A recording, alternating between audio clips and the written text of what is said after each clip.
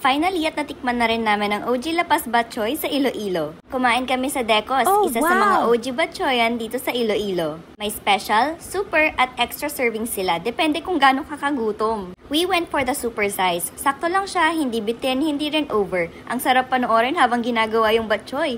At ayun na nga, freshly prepared, mainit, malasa, at mabango. First few slurps pa lang, grabe ang sabaw. Yung noodles medyo undercooked for me, pero marami na rin yung sahog, kaya go. Yung place, may mga magagandang murals pero medyo mainit, so kung maarte ka sa init, magdala ka na lang ng portable fan. Syempre, photo ops muna habang hindi pa busog. Sabi nung guide namin, best daw ito i-partner sa puto. Honestly, okay lang. Nothing super special for me sa puto, but still nice to try.